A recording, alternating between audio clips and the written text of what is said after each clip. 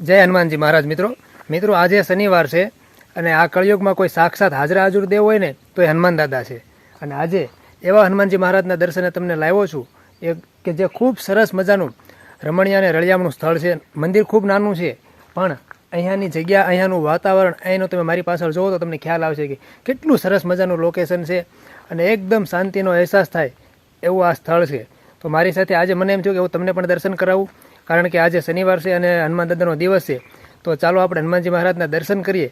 અને અહીંયાનું તમે વાતાવરણ જોશો ને તો તમને ખ્યાલ આવશે કે કેટલું બધું આહલાદક વાતાવરણ છે અહીંયાનું. આજુબાજુનું લોકેશન, આજુબાજુની લીલોતરી બધી વાડીઓ અને એકદમ શાંતિનો અહેસાસ થાય એવું આ સ્થળ છે. તો ચાલો આપણે હનુમાન દાદાના દર્શન કરીએ અને તમને પણ દર્શન કરાવું. જય કષ્ટભંજન દેવ. તો મિત્રો આજે આપણે આવી ગયા છીએ રોકડિયા હનુમાન દાદાના મંદિરે. આ મંદિર સુરેન્દ્રનગર જિલ્લાનું એક સેવાડાનું ગામ છે કસવાળી, ત્યાં આવેલું છે.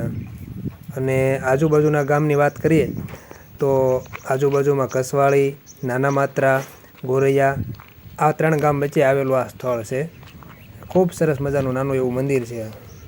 તમે જુઓ ને તો તમને ખ્યાલ આવે.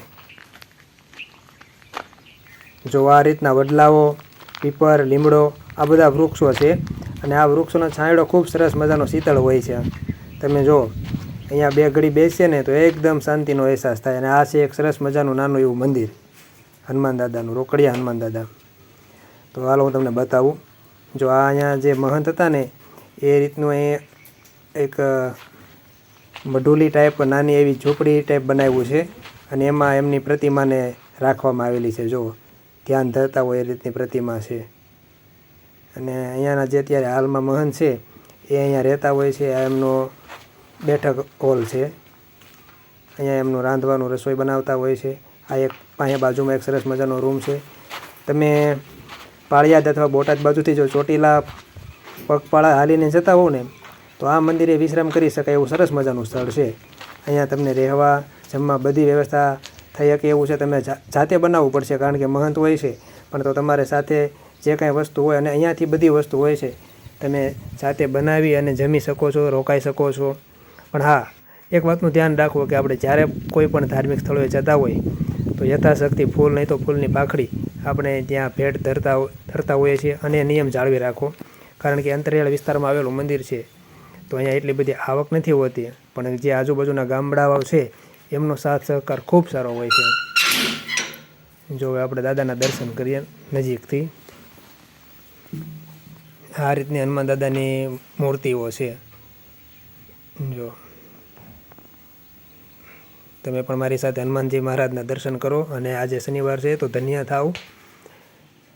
જય કષ્ટભંજન દેવ, જય હનુમાન દાદા, જય બજરંગબલી, જય પવન પુત્ર, ઓમ નમો હનુમતે ભય ભંજનાય, સુખમ કરું ફટ સ્વાહા. જો અહીંયા જે પહેલાં જે મહંત હતા, જે 2022માં જ હજી એમનું ઓલું થયું, દિવંગત થયા, એ રઘુવીરદાસ બાપુ છે. એમનો જે આ તસવીર છે, એમનો ફોટો છે. જોવા આ બાજુની વાડીઓમાં લીલોતરી ઊભી હોય ને એકદમ સરસ મજાનું વાતાવરણ, ઠંડો પવન આવતો હોય ને તમને 2 ઘડી નીંદર આવી જાય. જો ખૂબ સરસ મજાનું સ્થળ છે. એકવાર નીકળો ત્યારે ચોક્કસ અહીંયા મુલાકાત લેજો. આરામ વિશ્રામ કરી શકાય એવો વિસામો છે. તો તમને આ વિડીયો કેવો લાગ્યો એ પણ મને જણાવજો કમેન્ટ કરીને. જો અહીંયા આમના જે રઘુવીરદાસ બાપુ જે 2022માં જેમનું રામચરણ પામ્યા ને એમના અહીંયા જે ચરણ પાદુકા છે એમના તમને દર્શન કરાવું. જો આ એ મહંતના ચરણ પાદુકા છે.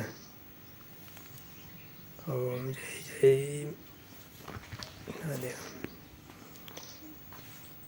તો બસ આ રીતનું કંઈક સરસ મજાનું મંદિર હતું. અમે તો અહીંયાથી નીકળતા હોઈએ છીએ દર શનિવારે, બને ત્યાં સુધી શનિવારે પણ હું અહીંયા આવતો હોઉં છું.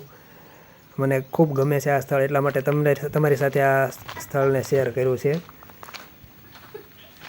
તો કેવો લાગ્યો આ વિડીયો જરૂર જણાવજો. જય બજરંગબલી.